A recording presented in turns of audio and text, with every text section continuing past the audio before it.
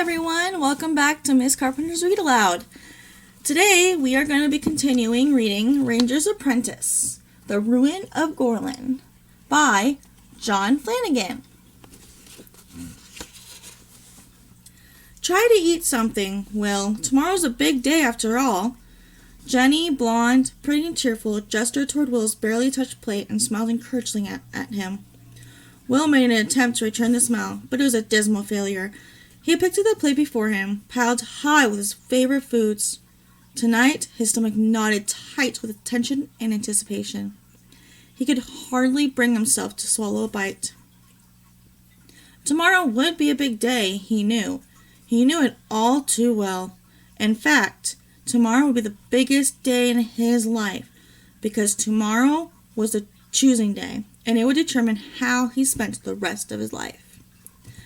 "Nerves, I imagine," said George, setting down his loaded fork and seizing the lapels of his jacket in a judicious manner.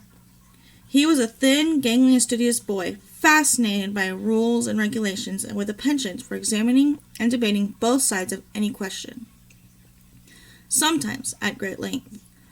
Dreadful thing, nervousness. It can just freeze you up so you can't think, can't eat, can't speak. "I'm not nervous," Will said quickly, noticing that Horace had looked up, ready to form a sarcastic comment. George nodded several times, considering Will's statement. "On the other hand," he added, "a little nervousness can actually improve performance. It can heighten your perceptions and sharpen your reactions. So, the fact that you are worried, if, in fact, you are, is not necessarily something to be worried about of itself, so to speak." In spite of himself, a wry smile touched Will's mouth. George would be a natural in the legal profession, he thought. He would almost certainly be the scribemaster's choice on the following morning. Perhaps, Will thought, that was at the heart of his own problem.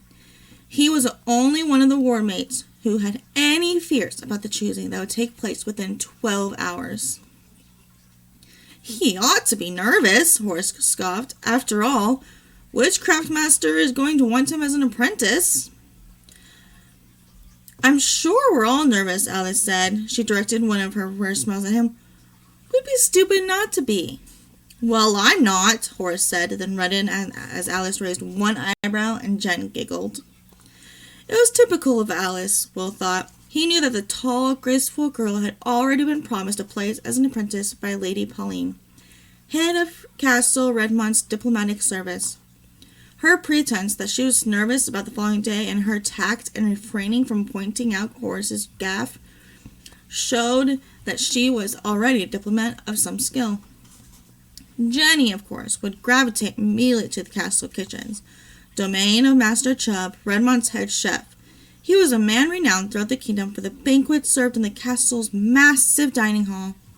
Jenny loved food and cooking, and her easygoing nature and unfailing good humor would make her an invaluable staff member in the turmoil of castle kitchens. Battle school would be Horace's choice. Will glanced at his ward mate now, hungrily tucking into the roast turkey, ham, and potatoes that he had heaped onto his plate. Horace was big for his age and a natural athlete. The chances that he would be refused were virtually non-existent. Horace was exactly the type of recruit that Sir Rodney looked for in his warrior apprentices. Strong, athletically fit. And, thought Will a trifle sourly, not too bright. Battle school was the path to knighthood for boys like Horace, born commoners, but with the physical abilities to serve as knights of the kingdom. Which left Will. What would his choice be? More importantly, as Horace had pointed out, what craftmaster would accept him as an apprentice? For choosing day was a pivotal point in the life of the castle wards. They were orphan children raised by the generosity of Baron Erald, the Lord of Redmont fief. For the most part, their parents had died in the service of the fief, and the Baron saw it as his responsibility to care for and raise the children of his former subjects, and to give them an opportunity to improve their station in life wherever possible. Choosing day provided that opportunity. Each year, castle wards turned turning 15, could apply to be apprenticed to the masters of the various crafts that served the castle and its people. Ordinarily, craft apprentices were selected by dint of their parents' occupations or influence with the craft masters. The castle wards usually had no such influence, and this was their chance to win a future for themselves. Those wards who weren't chosen, or for whom no openings could be found, would be assigned to farming families in the nearby village, providing farm labor to raise the crops and animals that fed the castle inhabitants. It was rare for this to happen, Will knew. The baron and the craft masters usually went out of their way to fit the wards into one craft or another.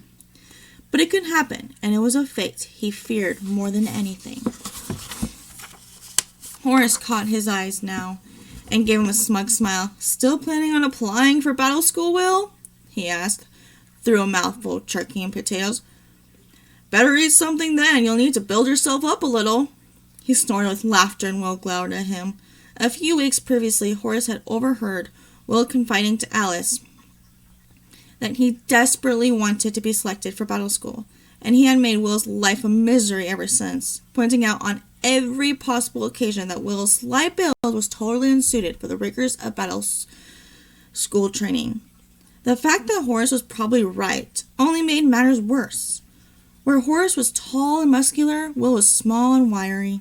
He was agile and fast and surprisingly strong, but he simply didn't have the size that he knew was required of battle school apprentices. He'd hoped against hope for the past few years that he would have what people called his growing spurt before the choosing day came around, but it had never happened, and now the day was nearly here. As Will said nothing, Horace sensed that he had scored a verbal hit. This was a rarity in their turbulent relationship. Over the past few years, he and Will had clashed repeatedly. Being the stronger of the two, Horace usually got the better of Will, although very occasionally Will's speed and agility allowed him to get in a surprise kick or a punch and then escape before Horace could catch him. But while Horace generally had the best of their physical clashes, it was unusual for him to win any of their verbal encounters. Will's wit was as agile as the rest of him, and he almost always managed to have the last word. In fact, it was this tendency that often led to trouble between them. Will was yet to learn that having the last word was not always a good idea. Horace decided not to press his advantage. "You need muscles to get into battle school, Will. Real muscles," he said, glancing at the others around the table to see if anyone disagreed. The other wards, uncomfortable at the growing tension between the two boys, concentrated on their plates. "Particularly between the ears," Will replied, and unfortunately, Jenny couldn't refrain from giggling. Horace's face flushed, and he started to rise from his seat. But Will was quicker, and he was already at the door before Horace could disentangle himself from his chair. He contented himself with hurling a final insult after his retreating wardmate. "That's right, run away! Will, no name. You're a no-name, and nobody will want you as an apprentice." In the anteroom outside, Will heard the parting sally and felt blood flush to his cheeks. It was the taunts he hated most, although he had tried never to let Horace know that, sensing that he would provide the bigger boy with the weapon if he did. The truth was, nobody knew Will's second name. Nobody knew who his parents had been. Unlike his year-mates, who had lived in the fief before his parents had died and whose family histories were known, Will had appeared, virtually out of nowhere, as a newborn baby. He had been found, wrapped in a small blanket, and placed in a basket on the steps of the ward building 15 years ago. A note had been attached to the blanket, reading simply, "His mother died in childbirth. His father died a hero. Please care for him. His name is Will." That year there had been only one other ward, Alice's father, with a cavalry lieutenant who had died in the Battle of Hackham Heath, when Morgarth's Woggle army had been defeated and driven back to the mountains. Alice's mother, devastated by the loss, succumbed to fear some weeks after giving birth, so there was plenty of room in the ward for the unknown child. And Baron Arnold was, at heart, a kindly man. Even though the circumstances were unusual, he had given permission for Will to be accepted as a ward of Castle Redmond. It seemed logical to assume that if the notes were true, Will's father had died in the war against Morgrath, and since Baron Erald had taken a leading part in that war, he felt duty-bound to honor the unknown father's sacrifice. So, Will had become a Redmont ward, raised and educated by the Baron's generosity. As time passed, the others had gradually joined him, and Alice, until there were 5 in their year group. But, while the others had memories of their parents, or in Alice's case, people who had known them and who could tell her about them, Will knew nothing of his past. That was why he had invented the story that had sustained him throughout his childhood in the ward, and, as the years passed, and he added detail and color to the story, he eventually came to believe it himself. His father, he knew, had died a hero's death, so it made sense to create a picture of him as a hero. A knight warrior in full armor, fighting against the Wargol hordes, cutting them down and left and right until eventually he was overcome by sheer weight of numbers.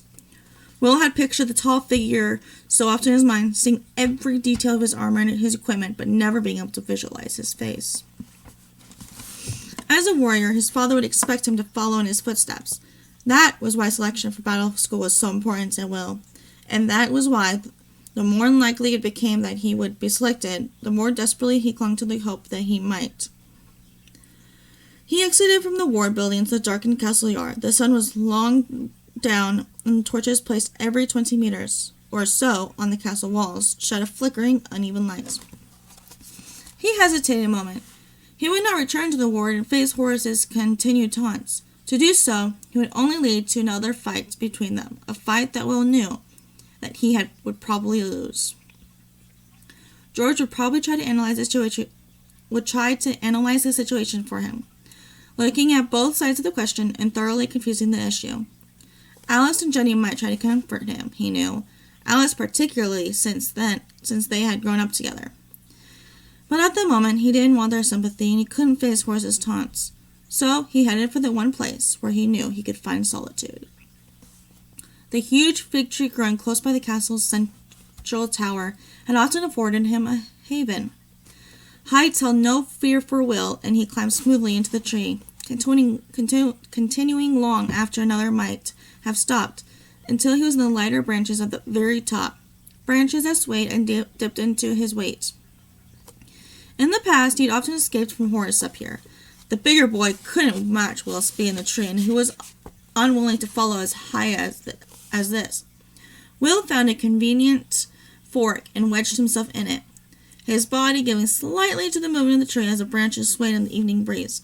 Below, the 4 shortened figures of the watch made their rounds of the castle yard. He heard the door of the ward building open and, glancing down, saw Alice emerge, looking around the yard for him in vain. The tall girl hesitated a few moments, then, seeming to shrug, turned back inside. The elongated rectangle of light that the open door threw across the yard was cut off as she closed the door swiftly behind her. Strange, he thought, how seldom people tend to look up. There was a rustle of soft feathers, and a barn owl landed on the next branch, its head swiveling, its huge eyes catching every last ray of the faint light. It studied him without concern, seeming to know it had nothing to fear from him. It was a hunter, a silent flyer, a ruler of the night. "At least you know who you are," he said softly to the bird. It swiveled its head again, then launched itself off into the darkness, leaving him alone with his thoughts. Gradually, as he sat there, the lights in the castle windows went out, one by one. The torches burnt down to smoldering husks and replaced at midnight by the change of watch.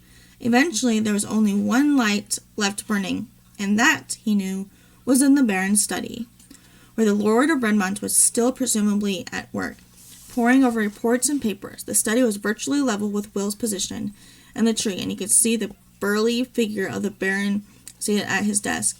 Finally, Baron Erald rose, stretched and leaned forward to extinguish the lamp as he left the room, heading for his sleeping quarters on the floor above. Now, the castle was asleep, except for the guards on the walls who kept constant watch.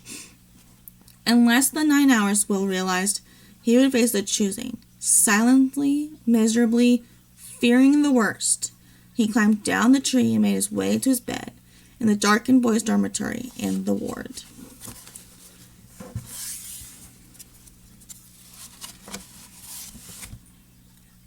So that was an interesting chapter. I'm glad that you guys got to join me. I had lots of fun reading. I can't wait for the next chapter to see what exactly happens at the choosing. What is his fate? Tune in and next time to find out. Bye. Have a good day.